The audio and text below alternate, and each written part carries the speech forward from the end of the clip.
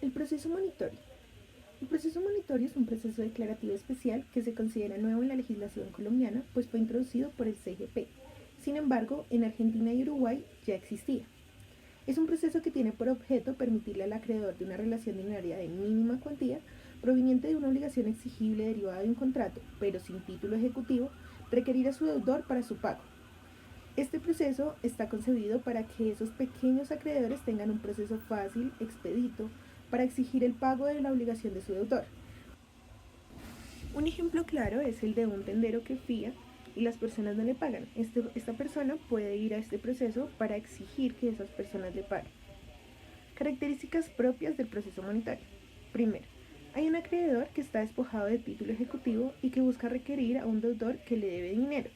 Es decir, que a este proceso no se puede ir por obligaciones diferentes a las dinerarias. Segundo, la obligación dineraria debe provenir de una relación contractual. Tercero, la obligación no debe estar sujeta a una condición que deba realizar el demandante, es decir, no debe estar sujeta a una contraprestación a cargo del acreedor. Y cuarto, la obligación debe ser de mínima cuantía. Antes de este proceso, hay que ir a conciliación extrajudicial en derecho, pues este proceso no está excluido de los procesos que deben ir a esta. Sin embargo, los doctrinantes consideran que esto es contraproducente, teniendo en cuenta que este proceso lo que busca es ser expedito. Y en algunos textos se dice que en la práctica el juez admite la demanda aún sin que haya conciliación extrajudicial. Para este proceso es competente el juez civil municipal del lugar donde deba cumplirse la obligación o el juez civil municipal del domicilio del demandado, según lo indica el artículo 17 en su numeral primero y el artículo 28 en su numeral segundo. Los requisitos de la demanda para este proceso están concebidos en el artículo 420 del CGP y los enumera así. Primero, debe contener la designación del juez a quien se dirige. Segundo, el nombre y domicilio del demandante y demandado. Tercero, la pretensión de pago expresada con precisión y claridad. Cuarto, los hechos que sirven de fundamento a las pretensiones. Quinto, la manifestación clara y precisa de que el pago de la suma deudada no depende del cumplimiento de una contraprestación a cargo del acreedor. Sexto, las pruebas que se pretende hacer valer, incluidas las solicitadas para el evento de que el demandado se oponga. Además, el demandante deberá aportar a la demanda los documentos de la obligación contractual adeudada que se encuentren en su poder. Séptimo, debe también contener el lugar y las direcciones físicas y electrónicas donde el demandado recibirá notificaciones. Y octava, los anexos pertinentes previstos en la parte general de este código. En caso de que la demanda cumpla con los requisitos anteriores, el juez ordenará que se notifique al deudor, quien tendrá 10 días para realizar la contestación o para realizar el pago. Ese auto, que contiene el requerimiento de pago, no admite recursos y se notificará personalmente al deudor. El demandado puede tomar 3 posturas.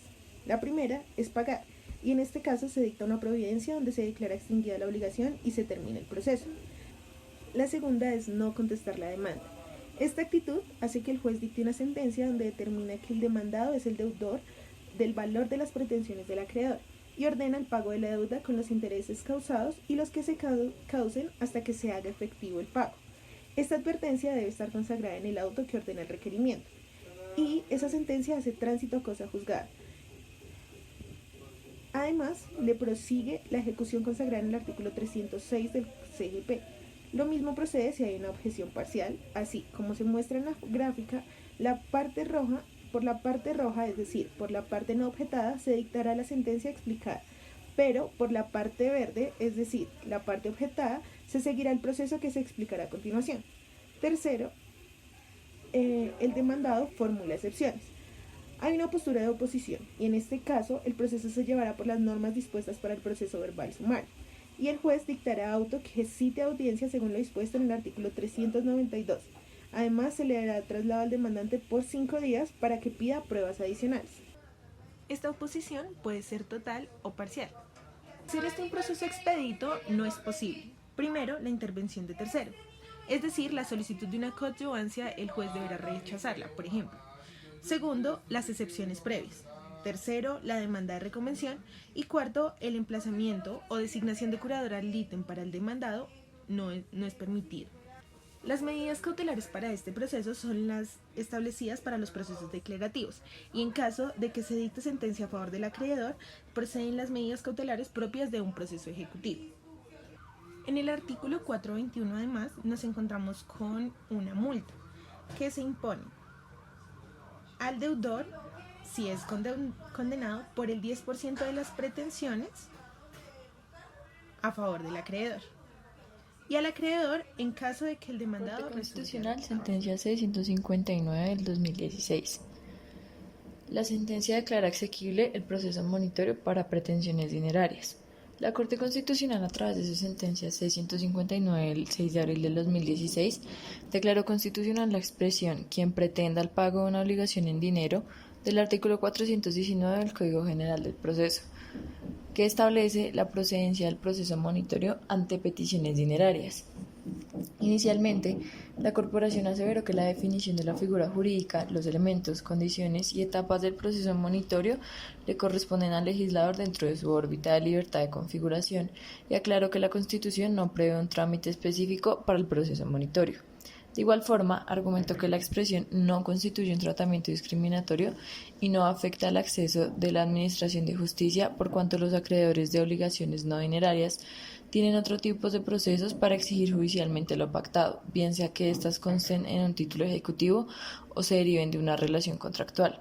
Igualmente, explicó que en el caso de no existir ningún mecanismo para ejecutar este deber, procede el reclamo por medio de un procedimiento verbal, en el cual se adelantan todos los asuntos contenciosos que no tienen un trámite especial conforme a lo establecido según el artículo 368 del Código General del Proceso. La Corte también consideró que esta normativa está acorde con la Carta Política y adelantar todos los procesos bajo un idéntico trámite, como pretende la parte accionante, perjudicaría la eficacia del derecho a la tutela judicial del año 2017. El proceso monitorio emerge como una alternativa para garantizar la tutela judicial para que pequeños comerciantes logren el cobro de acreencias dinerarias de las cuales no tienen soporte o si lo tienen es precario. El hecho que este proceso o procedimiento solo sea regulado por 3 artículos de la Ley 1564 del 2012, nuestro Código General del Proceso, no significa que su desarrollo procesal sea absolutamente fácil, pues debe sujetarse a los principios constitucionales al igual que a las reglas procesales, y su efectividad se materializa siempre y cuando ocurra o se intervenga en este proceso actuando de buena fe por las partes. Siendo relativamente nuevo este proceso en Colombia y no conocido plenamente por quienes acuden a la Administración de Justicia, es tarea de profesionales del derecho, de despachos judiciales e incluso de universidades a través de sus facultades de derecho, realizar la efectiva difusión para acercar más al ciudadano a ejercitar su derecho de acción. En tanto que el proceso monitorio fue inserto en el Código General del Proceso, igualmente como una oportunidad más para ayudar a la descongestión de despachos judiciales, su efectividad en este sentido no está garantizada, puesto que la problemática de congestión judicial atiende también a problemas de orden estructural y económico.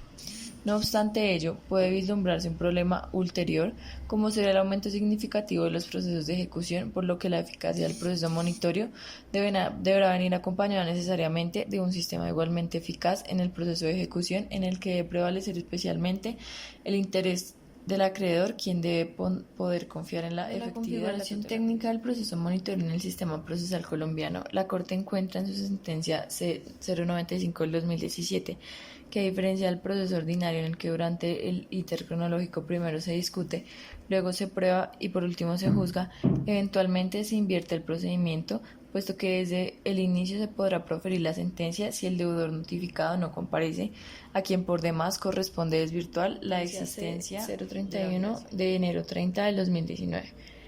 Aquí la Corte Constitucional declaró exequible por los rasgos analizados la expresión "se notificará personalmente al deudor", prevista en el inciso segundo del artículo 421 del Código General del Proceso, relacionada con el proceso monitorio.